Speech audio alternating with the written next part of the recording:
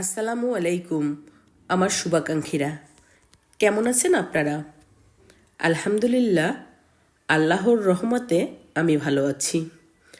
আশা করি আপনারাও ভালো আছেন। আজ আমি আপনাদের শাবান মাসের ফজিলত সম্পর্কে বলবো। আশা করি মনোযোগ দিয়ে শুনবেন ইনশাল্লাহ। শাবান মাসকে সকল মাসের চেয়ে শ্রেষ্ঠ মাস বলা হয়, কারণ এ মাস রমজানের প্রস্তুতি মাস। রোজা রাখার জন্য মানুষ যে সকল প্রস্তুতি গ্রহণ করে তা এই মাসেই করে। তাই এ মাসের মূল্য আল্লাহর কাছে অনেক বেশি। এই মাসে গুনাহ মাফের সুযোগ রয়েছে। এই মাসে বেশি বেশি দোয়া, ইস্তেগফার ও নেক আমলের মাধ্যমে আল্লাহর রহমত লাভ করা যায়। শাবান মাস হলো আমল বৃদ্ধির মাস, ক্ষমা প্রার্থনার মাস এবং রমজানের দরজা খুলে দেওয়ার মাস। আয়েশা রাদিয়াল্লাহু আনহু বলেন, আমি রাসূলুল্লাহ সাল্লাল্লাহু আলাইহি সাল্লামকে রমজান ছাড়া কোনো মাসে শাবান মাসের চেয়ে বেশি রোজা রাখতে দেখিনি। বুখারী শরীফ ও মুসলিম শরীফে বলা আছে। তার মানে রাসূলুল্লাহ সাল্লাল্লাহু আলাইহি সাল্লাম রমজান মাস ছাড়া শাবান মাসে বেশি রোজা রাখতেন। এবার বুঝতে পেরেছেন শাবান মাস ইসলামে মুমিনের জন্য কতটা গুরুত্বপূর্ণ ও মর্যাদাপূর্ণ। শাবান মাস হলো নফল রোজা রাখার মাস, যাতে বান্দারা রমজানের জন্য আত্মিক প্রস্তুতি নিতে পারে এবং আল্লাহর কাছে নেক আমল বেশি জমা হয় এই মাসে।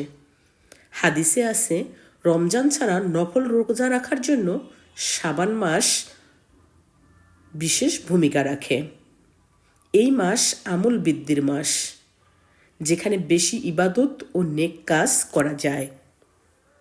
শবে বরাত মানে 15 শাবান রাতেও আল্লাহর বিশেষ রহমত ও ক্ষমার সুযোগ রয়েছে। এই মাসে যত বেশি পারেন আমল করবেন, যত বেশি সম্ভব রোজা রাখবেন। তবে কোনো নির্দিষ্ট নিয়ম নেই রোজা রাখার জন্য, আপনার ইচ্ছামতো রাখতে পারবেন। এখানে রোজার নির্দিষ্ট কোনো সংখ্যা বেঁধে দেওয়া হয়নি, তবে যত বেশি রাখা যায় ততই উত্তম। রাসূলুল্লাহ সাল্লাল্লাহু আলাইহি সাল্লাম কখনো প্রায় পুরো মাস রোজা রাখতেন, কিছুদিন বাদ দিয়ে দিতেন। আয়েশা রাদিয়াল্লাহু আনহু বলেন, তিনি শাবান মাসে এত বেশি রোজা রাখতেন যেন মনে হতো পুরো মাসেই রোজা রাখছেন। মানে আপনি ধারাবাহিকভাবে রোজা রাখতে পারবেন, আবার 2 থেকে 3 দিন পরপরও পারবেন, আবার সোম বৃহস্পতিবার নিয়মিত রোজা রাখতে পারবেন। মধ্য শাবান অর্থাৎ 15 তারিখ দিনের বেলা নফল রোজা রাখা জায়েজ ও সওয়াবের কাজ। রাতে ইবাদত, দোয়া ও ইস্তেগফার করা উত্তম। তবে মনে রাখতে হবে 15 শাবানের রোজা ফরজ বা ওয়াজিব নয়, নফল হিসেবে পালন করতে হবে। তবে রমজানের ঠিক আগের 1 থেকে 2 দিন না রাখাই ভালো।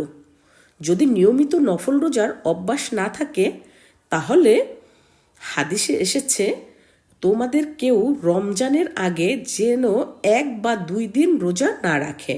বুখারী শরীফে আছে। তবে যাদের নিয়মিত নফল রোজা রাখার অভ্যাস আছে তারা রাখতে পারবে। শাবান মাসের গুরুত্বপূর্ণ আরও আমল হলো বেশি বেশি দরুদ শরীফ পাঠ করা, ইস্তেগফার বা তওবা করা, কুরআন তিলাওয়াত করা, অন্তরের হিংসা ও বিদ্বেষ দূর করা। তাই আসুন আমরা এই মূল্যবান শাবান মাসে আল্লাহর ইবাদত করি, পাপমুক্ত জীবন গড়ি, ইসলামের পথে ফিরে আসি, শাবান মাসের ইবাদত করি ও রমজানের প্রস্তুতি গ্রহণ করি। আমার এই ভিডিওটি যদি ভালো লেগে থাকে তবে ভালোবাসা দিয়ে পাশে থাকবেন। আরও নতুন নতুন ইসলামিক ভিডিও পেতে আমার এই চ্যানেলটি লাইক, কমেন্ট ও সাবস্ক্রাইব করে দিবেন। পাশে থাকার জন্য ধন্যবাদ।